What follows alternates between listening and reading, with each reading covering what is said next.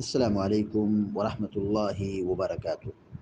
الحمد لله رب العالمين والعاقبة للمتقين، والصلاة والسلام على أشرف الأنبياء والمرسلين نبينا محمد وعلى آله وصحبه أجمعين ومن تبعهم بإحسان إلى يوم الدين. أما بعد، فعن وائل بن حجر رضي الله تعالى عنه قال: كان رسول الله صلى الله عليه وسلم إذا ركع فرج أصابعه وإذا سجد ضم أصابعه.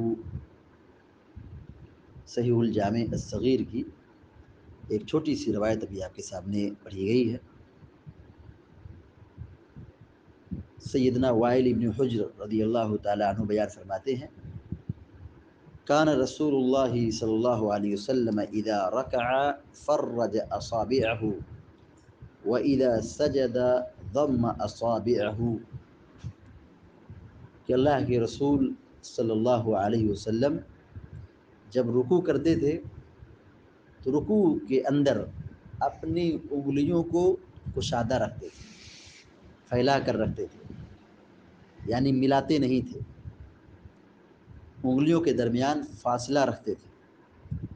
وَإِذَا سَجَدَ ضَمَّ أَصَابِعَهُ، اور جب آپ سجدہ کرتے تو اس وقت اپنی انگلیوں کو ملا لیتے تھے، یعنی ایک انگلی دوسری انگلی سے ضم ہوتی تھی، ملی ہوتی تھی۔ یہاں رکوع اور سجود کا ایک ادب بتایا گیا ہے، انگلیوں کے رکھنے کا طریقہ بتایا گیا ہے کہ رکوع میں انگلیاں کیسی ہونی چاہیے، سجدے میں اس کی کیفیت کیا ہونی چاہیے۔ یہ ایسی سنت ہے جس کو بہت سارے لوگ نہیں جانتے ہیں۔ آج آپ دیکھیے، نماز پڑھنے کے لیے لوگ آتے ہیں، سجدے میں عام طور پر لوگوں کی انگلیاں بکھری ہوتی ہیں۔ حدیث میں پیارے نبی صلی اللہ علیہ وسلم کا جو عمل بتایا گیا ہے وہ یہ کہ سجدے میں آپ کی انگلیاں بالکل ملی ہوتی تھی، انگلیوں کو ملا لیتے تھے۔ انگلیوں کے ملانے کا ایک فائدہ یہ ہے، سجدے میں جب انگلیاں ملی ہوں گی تو یہ سیدھے قبلے کی طرف ہوں گی۔ آپس میں جب ایک انگلیاں دوسری انگلی سے ملی ہوں گی تو یہ سیدھے قبلے کی طرف ہوں گی۔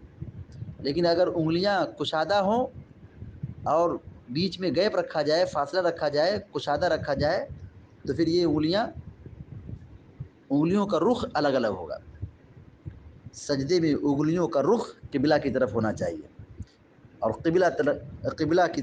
قبلہ کی طرف ہونے کے لیے یہ ضروری ہے کہ انگلیاں آپس میں کیا ہو، ملی ہوئی ہوں۔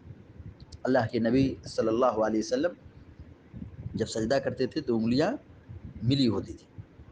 تو یہ سنت، یہ طریقہ جاننا چاہیے اور اس پر عمل کرنا چاہیے۔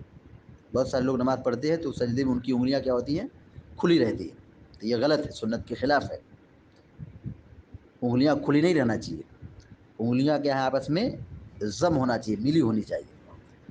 رکوع جب آپ کرتے تھے تو آپ کی انگلیاں کشادہ رہتی تھی، کھلی رہتی تھی، یعنی سجدے کے خلاف۔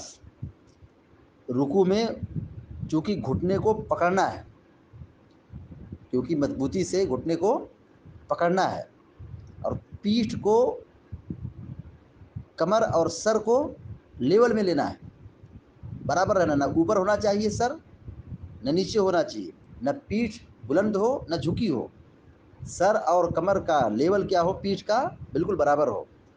تو اس کے لیے ضروری ہے کہ ہم گھٹنے کو مضبوطی سے پکڑ لیں، اور مضبوطی سے پکڑنے کے لیے انگلیوں کا کشادہ ہونا ضروری ہے۔ اللہ کے نبی صلی اللہ علیہ وسلم رکوع میں انگلیوں کو کشادہ رکھتے تھے، پھیلا کے رکھتے تھے، مگر سجدے میں جب آپ جاتے تو انگلیاں کیا کرتے تھے، ملا لیتے تھے۔ لہذا ہماری اور آپ کی یہ ذمہ داری بنتی ہے کہ ہم اپنے رکوع اور سجود کو سنت کے مطابق درست بنائیں، رکوع میں انگلیوں کو کشادہ رکھیں اور سجدے میں اپنی انگلیوں کو ملا کے رکھیں۔ اللہ تعالیٰ سے دعا ہے کہ اللہ تعالیٰ ہم سب کو، آپ سب کو نیک عمل کی توفیق عطا فرمائے، آمین یا رب العالمین۔